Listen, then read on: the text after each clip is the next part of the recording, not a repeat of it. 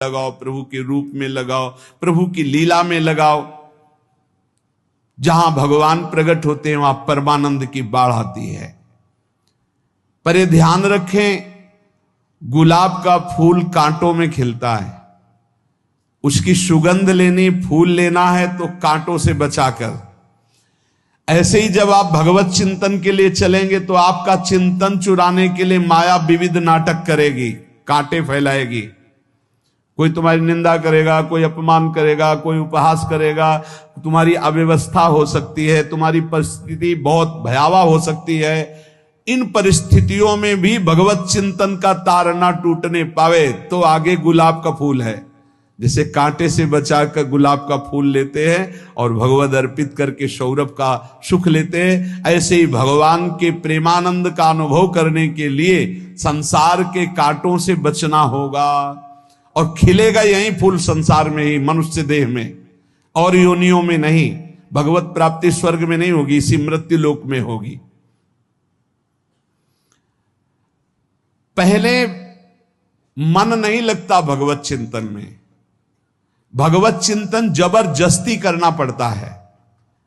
भगवत चिंतन जे ही प्रारंभ करोगे ते ही बहुत बाढ़ आ जाएगी पाप चिंतन की। ध्यान दीजिए, बहुत लोग प्रश्न करते रहते हैं कि हम जब भजन में बैठते हैं तो बहुत गंदी बातें आती, मन बड़ा चंचल होता है, भाग जाता है। ऐसा प्रारंभ में जब कोई भगवत चिंतन प्रारंभ करता है तो उसका मन विषयों में भागता है, गंदी बातों में भागता है। अब लोग कहते पहले तो हमारा चिंतन बढ़िया होता था, अब चिंतन नहीं होता। तो कोई सिद्ध पुरुष थोड़ी हो गए, तुम्हें जबरदस्ती चिंतन करना होगा। जगत के प्राणी में जहां मन जाए तो इसमें भी भगवान, पदार्थ में मन जाए तो उसमें भी भगवान, जहां जहां मन जाए वहां वहां भगवान देखो, या मन को हटाकर नाम मंत्र में लगाओ। ऐसे भगवत स्मृति जागृत की जाती है, बार बार प्रयास करना होता है। कई लोग ये प्रश्न करते हैं कि हमसे बड़े पाप हो गए तो क्या हमें भगवान की प्राप्ति हो जाएगी? तो यहां कह रहे हैं भगवान किसी के पूर्व जीवन को नहीं देखते हैं, वर्तमान के भजन को देखते हैं। पकड़ो इस बात को। अगर वर्तमान में आज आप सुधर गए हो, नाम जप कर रहे हो, तो आप भक्त हो। ये गीता जी में भगवान ने कहा, अपिचेत सुदुराचारो भजते माम अनन्य भाग साधुरेव समंतव्या सम्यक व्यवसिता। ऐसा बहुत दुराचारी पहले रहा है, बाद में उसके मन में आ गया कि भगवान के सिवा हमारा कोई कल्याण करने वाला नहीं, हमारा कोई नहीं। तो भगवान कहते हैं मैं उसे साधु ही मानता हूं, उसे साधु बना देता हूं। भगवान किसी के पूर्व जीवन को नहीं देखते। बहुत बढ़िया बात है। कल तक हम क्या करते रहे भगवान नहीं देखते, आज क्या कर रहे हो ये देखते हैं। यदि आज आप भजन में लग गए हो, अच्छे आचरण कर रहे हो, तो आपको भगवत प्राप्ति हो जाएगी। भगवान ये नहीं देखते कि पूर्व में पुण्यात्मा रहा है कि पापात्मा रहा है। भगवान वर्तमान में देखते कि मेरा भजन कर रहा है, बस इसी से कल्याण कर देते हैं। पकड़ो इस बात को, तो कभी प्रश्न नहीं उठेगा कि क्या हमको भी भगवत प्राप्ति हो सकती है क्या। हमारा मन यदि श्री भगवान को चाहने लगे तो श्री भगवान हमारे मन में ही आकर बस जाएंगे। भगवान की रूप माधुरी में मन डूबने लगेगा।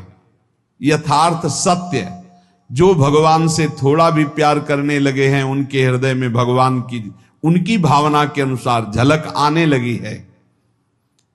हृदय में प्रभु के आते ही अनंत जन्मों के संस्कारों का नाश हो जाता है। इसलिए तुम अपने पहले वाले घृणित जीवन को याद भी मत करो और उसको सोचकर जरा निराश भी मत हो। अमावस्या में घोर अंधकार रहता है, पर प्रातः काल में अंधकार नष्ट हो जाता है। ऐसे ही नाम का उच्चारण करते ही तुम्हारे जितने पाप अंधकार हो सब नष्ट हो जाएंगे। तुम चाहो कि एक क्षण भी प्रभु को ना भूलो। अब वर्तमान में ऐसी स्थिति बनाओ। जो प्रभु को नहीं भूलने की चाह करता है कि मुझे ऐसी स्थिति प्राप्त हो कि मैं कभी प्रभु को ना भूलूं, तो सच्ची मानो और कोई बात भगवान सुने ना सुने, ये बात जल्दी सुन लेते हैं। भजन की मांग करो तो बहुत जल्दी भगवान पूर्ण करते हो। भजन जिसका चलने लगा तो फिर लोकांतर के सारी रिद्धियां सिद्धियां सुख वैभव तो उसके चरणों में लौटते हैं।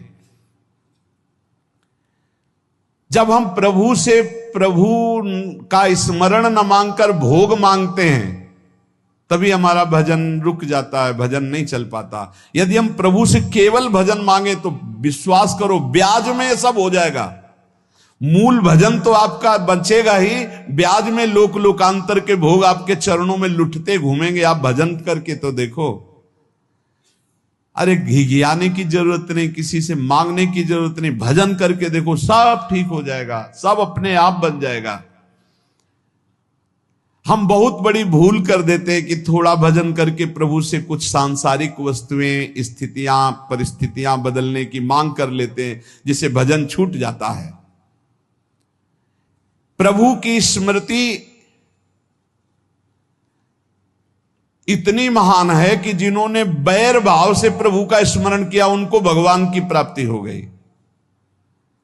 जैसे कंस आदि भगवान से बैर ही तो रखते थे लेकिन भगवान की स्मृति रहती थी, स्मृति ने उनको भगवत प्राप्ति करा दी। स्मृति में महान सुख है, पर वो जब भक्ति रस से युक्त स्मृति होती तब माधुर्य रस प्रेम रस का अनुभव होता है। कल्याण तो वैर भाव से स्मरण करने वालों को भी प्राप्त हो गया।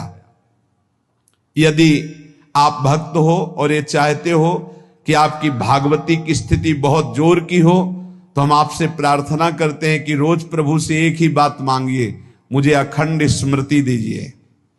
अर्जुन जी को पूरी गीता जी सुनने के बाद यही मिला, नष्टो मोहा स्मृति लब्ध्वा।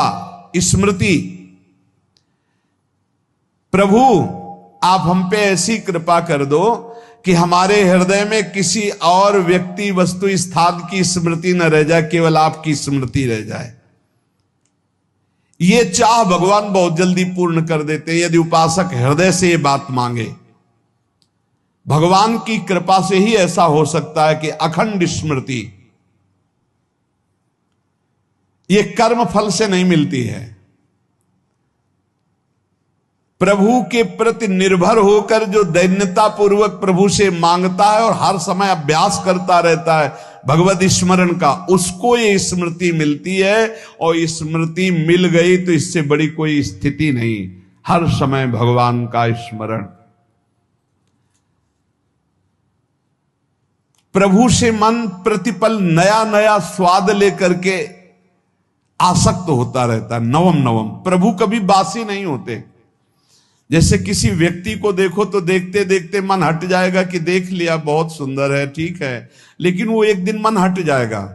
और प्रभु की सुंदरता नवम नवम है, प्रभु के नाम का स्वाद नवम नवम है, प्रभु की लीला का स्वाद नवम नवम है, प्रभु के धाम की शोभा नवम नवम है। जैसे आचार्य महाप्रभु हरिवंश चंद्र जी कहते, नयो नेह नव रंग नयो रस नवल श्याम वृषभानु किशोरी, नव पीतांबर नवल चूनरी, नई नई बूंदन भींजत गोरी, नव वृंदावन हरित मनोहर, नव चातक बोलत मोर मोरी, नव मुरली जो मल्हार नई गति। सब कुछ नया।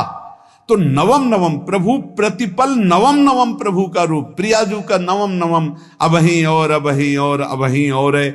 तो कहते हैं जब मन निरंतर स्मृति में डूबता है तो जब प्रभु की रूप माधुरी प्रकाशित होती तो ऐसी नवम नवम कि कभी ये नहीं होता कि रूप बासी हो गया, ये वही रूप है जो हमने अभी देखा था, नवम नवम।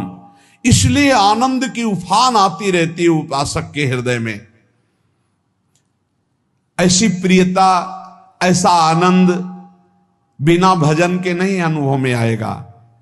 इसलिए तुम विश्वास करो, तुम्हें बहुत सुंदर सुख मिलने वाला है, आगे अपार सुख मिलने वाला है। ये थोड़ा दुख का समय काट लो, जब तक जीवन है ये दुख सुख की लहर आती रहेगी, आप इसको सह जाओ, आगे बहुत आनंद है, विश्वास मान लीजिए बहुत आनंद है। जो ये विश्वास कर लेता है वो प्रभु के मार्ग में चलकर प्रभु को प्राप्त कर लेता है।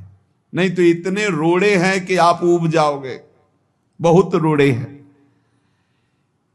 जो प्रभु के मार्ग में चलता है तो माया के बहुत से पार्षद अपना प्रभुत्व दिखाने उनके पास आते हैं, महिमा अपनी दिखाने, पर वो किसी वस्तु, स्थिति, अवस्था, प्राणी, पदार्थ का प्रभाव स्वीकार ही नहीं करता, क्योंकि भगवत स्मृति परायण है, भगवान की कृपा पर विश्वास है, इसलिए उसको कोई फंसा नहीं पाता।